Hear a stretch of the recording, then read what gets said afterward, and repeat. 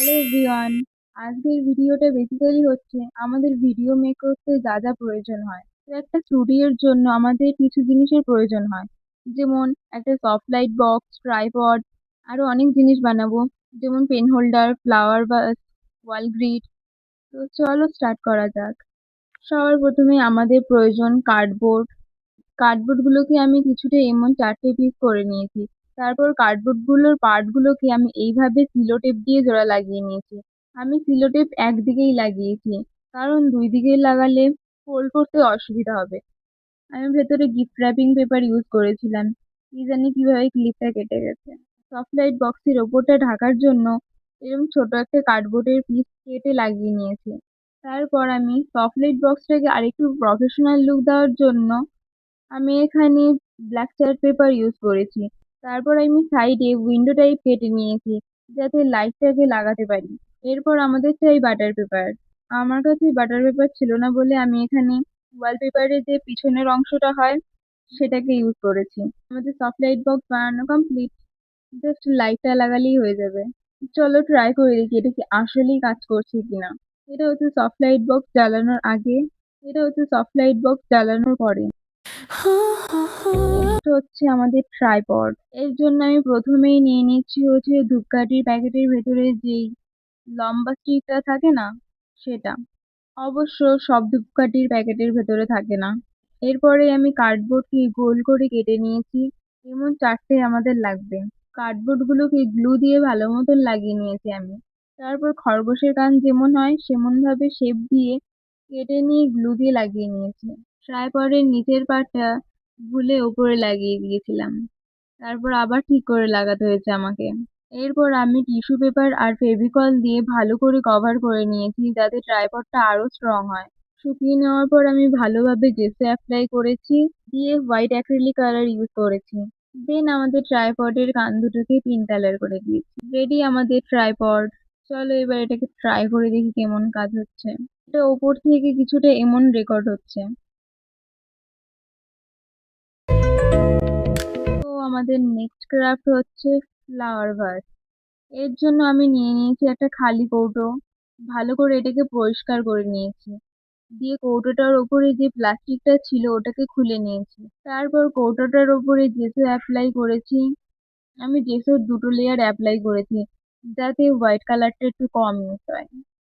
দেন white colour apply করার পর কিছুক্ষণের জন্য এটাকে ড্রাই হওয়ার জন্য রেখে দিয়েছিলাম সাইডে। ফ্লাওয়ার ভাসটা খুব খালি খালি লাগছিল বলে আমি এখানে একটা সাদা কালারের বো অ্যাটাচ করে দিয়েছি পরে। রেডি আমাদের ফ্লাওয়ার ভাস। এই ফ্লাওয়ার্স গুলো আমার শর্টসে পেয়ে যাবে, ডেসক্রিপশনে দিয়ে দেবো, দেখে নিও ওখান থেকে। নেক্সট হচ্ছে আমাদের একটা কিউট পেন হোল্ডার। এটা বানানোর জন্য আমাদের প্রয়োজন কার্ডবোর্ড। কার্ডবোর্ডের ওপরে আমি ক্লাউড শেপ ড্র করে দিয়েছি। এটা কাটতে খুবই অসুবিধা হচ্ছিল, সেই কারণে আমি ব্যাক ক্যামেরাতে এটা কেটে নিয়েছি।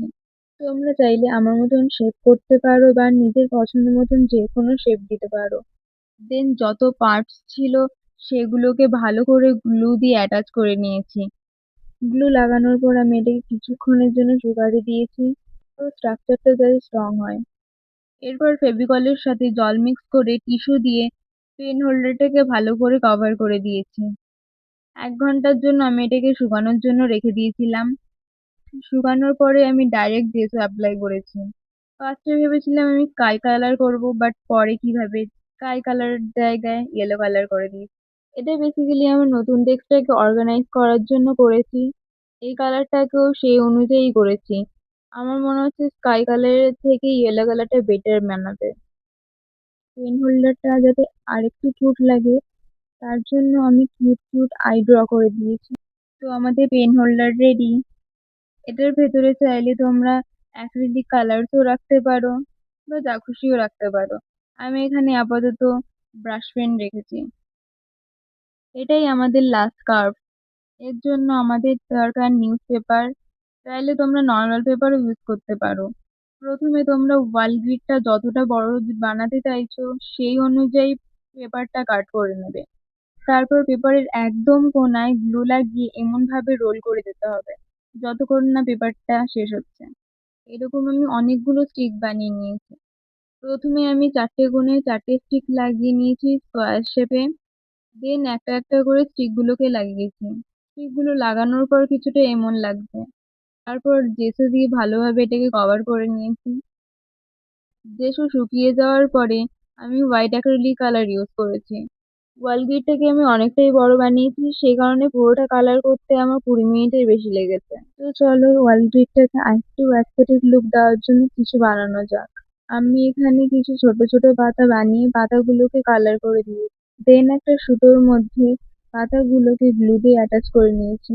এরপর পাতার চিপটাকে পুরো গ্রিডের মধ্যে প্যাঁচাতে হবে। এই পাতাগুলোকে প্যাঁচাতে আমার অনেক অসুবিধা হচ্ছিল। ওয়াল গ্রিডটা আমি অনেকটাই বড় বানিয়ে ফেলেছি, সেই কারণে পুরোটা প্যাঁচাতে প্যাঁচাতে পুরো হাত ব্যথা হয়ে গেছিল আমার। আমি জাস্ট ওয়াল গ্রিডটাকে লিভস অ্যান্ড ফেরি লাইট দিয়ে ডেকোর করেছি। পরে আমি ওয়াল গ্রিডটাকে আরো ভালো করে ডেকোর করব। এটার পুরো একটা ডেকোরেশন ভিডিও খুব তাড়াতাড়ি আসবে। আজকের মতন এখানেই শেষ। নেক্সট ভিডিওতে দেখা হবে। টাটা।